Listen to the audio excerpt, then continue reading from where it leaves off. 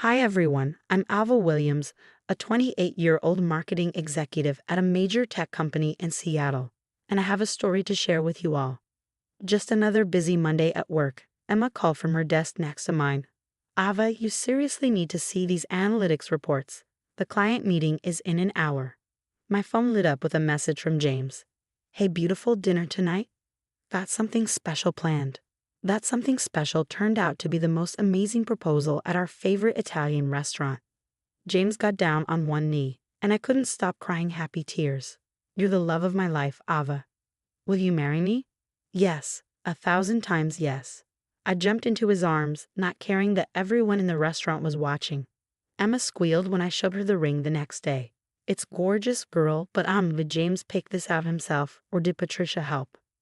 Why do you say it like that? I replied, just have you noticed how his mom always has to be involved in everything? Remember when she accidentally showed up at your anniversary dinner?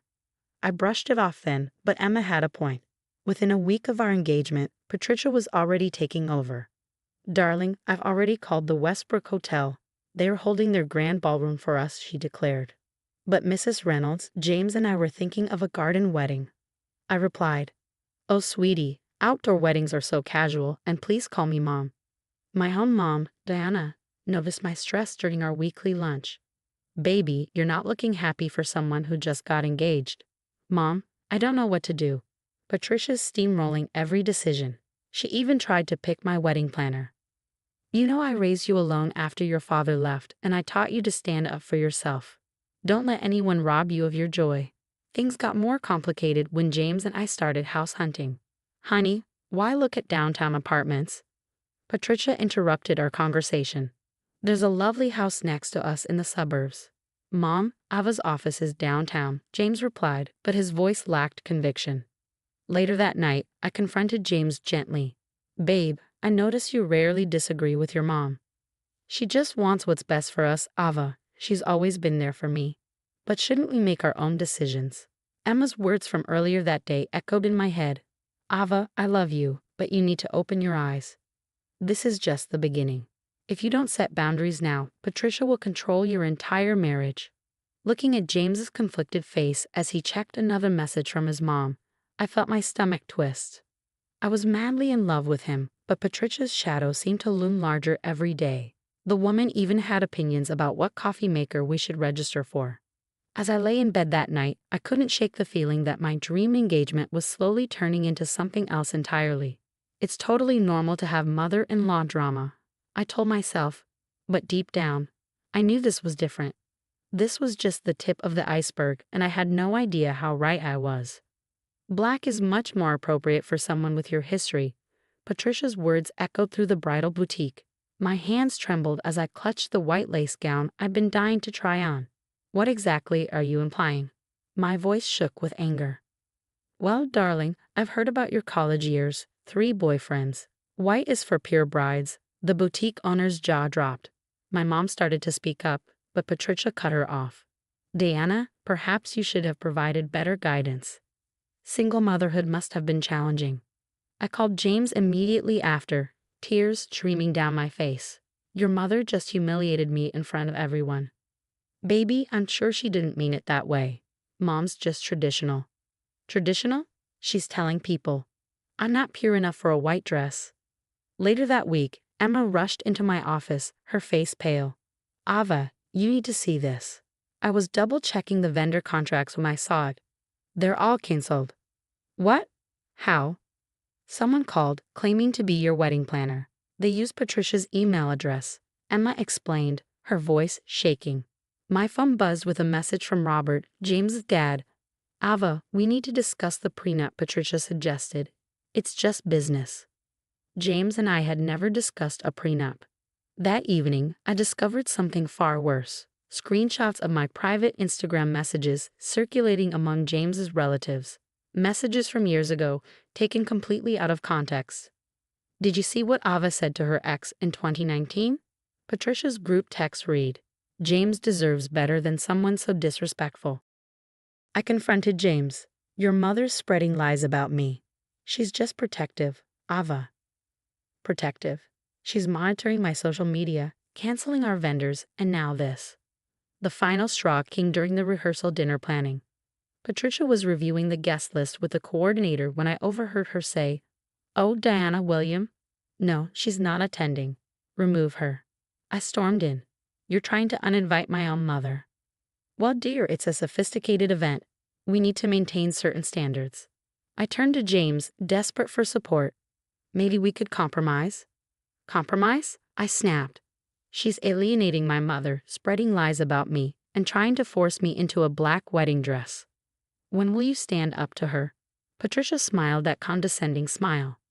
"James knows I only want what's best for him. Unlike some people, I've always put my son first." I looked at James, waiting for him to defend me. His silence spoke volumes. "You know what?" I grabbed my purse. "Keep your black dress and your prenup. I need time to think." As I drove away, my phone exploded with messages from Patricia sent to the family group chat. "See, she's unstable, just like I warned everyone." Emma called immediately. "Girl, this is beyond toxic. I've been doing some digging, and you won't believe what I found about Patricia." She slid a folder over to me. "Look what I found digging through public records." My hands shook as I read through the documents. Patricia had been controlling the family's trust fund, limiting Robert and James's access while freely using it herself. "Your father-in-law-to-be has to ask permission for his own money," Emma explained.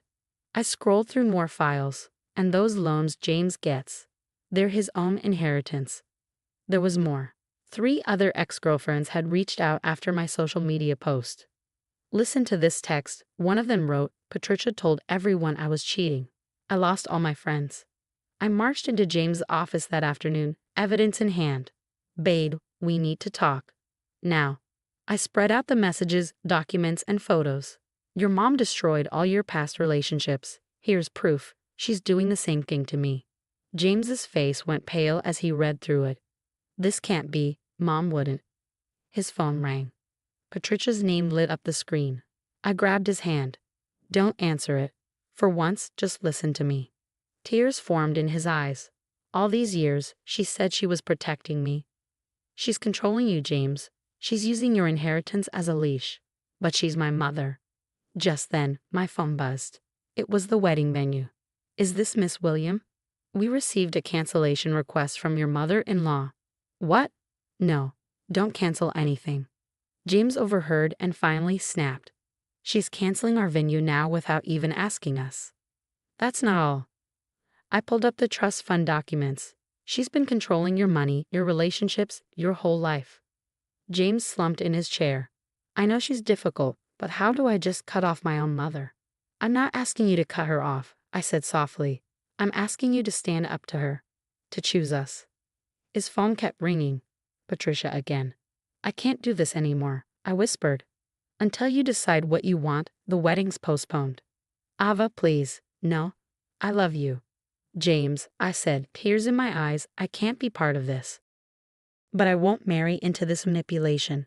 She tried to force me into a black dress, spread lies about me, tried to exclude my mother, and now she's canceling our venue. Where does it end? "Let me talk to her," James said softly. "That's all you ever do, talk. She steamrolls right over you every time," I shot back. His phone buzzed again. This time it was a text from Patricia. "Darling, I canceled that tacky venue. Mommy found something much better." James stared at the message, then at me. I could see the battle in his eyes. Decades of manipulation versus the truth staring him in the face. "Choose James," I said quietly. "But remember, if you let her win this time, you'll lose me forever." I walked out of his office, my heart breaking but my head held high. The ball was in his court now. Emma was waiting outside, her face lighting up when she saw me. "You did the right thing. Look what else I just found about Patricia's charity foundation." Emma opened her laptop, showing me the numbers. "The charity foundation's finances don't add up," she explained, pointing to suspicious transfers to offshore accounts, all authorized by Patricia. My phone buzzed again. It was James. "Started therapy last week. Doc says mom's behavior is textbook narcissistic control. I'm so sorry I didn't see it sooner." "That's great, babe," I replied. "I'm proud of you." Emma interrupted my thoughts. "Ava, it gets worse. The foundation money, most of it, went to high-end casinos in Vegas. Within weeks, everything unraveled. Robert discovered credit card statements showing Patricia's massive gambling debts. She'd been embezzling from the foundation to cover her losses. James's voice echoed in my mind as I read. My whole life is a lie. She controlled everything, my money, my relationships, even my career choice. The foundation board meeting was explosive. Mrs. Reynolds, can you explain these unauthorized transfers? Someone asked. Patricia's carefully maintained facade cracked. How dare you question my integrity? I built this foundation. But the evidence was irrefutable. The board chairman announced, "We're launching a full investigation and contacting the authorities." That evening, the local news ran a story. Prominent socialite Patricia Reynolds under investigation for charity fraud. The next day, Robert filed for divorce. She gambled away our savings, he told James. I'm done. The country club canceled Patricia's membership. Her society friends stopped taking her calls. Her carefully crafted world crumbled. 6 months later, I walked down the aisle in my dream white dress, my mom beaming from the front row. James stood tall, finally free from his mother's shadow. You look pure and perfect, he whispered as I reached him. Patricia wasn't there. She was too busy meeting with her criminal defense lawyers. We honeymooned in Hawaii. While the headlines read, Patricia Reynolds pleads guilty to embezzlement. The last I heard, she's facing jail time. Her friends abandoned her. Robert's divorce settlement left her nearly broke, and her reputation was in ruins. Meanwhile, James and I bought our dream downtown apartment. He's thriving in therapy, setting healthy boundaries. I got promoted to marketing director. You know what's funny? James said last night, showing me another news article about his mom's downfall. She tried to control everything so tightly, she ended up losing it all. While we're here, happier than ever. I smiled, thinking about our journey. That's the thing about toxic people. Sometimes the best revenge is just living well and letting karma do its job. The headline on his phone read, Disgraced socialite Patricia Reynolds sentenced in multi-million-dollar charity fraud case. Karma indeed. What would you have done if your future mother-in-law demanded you wear a black wedding dress, claiming you weren't pure enough for white? Would you have stood your ground immediately, or tried to keep the peace for your partner's sake? Drop your thoughts in the comments below.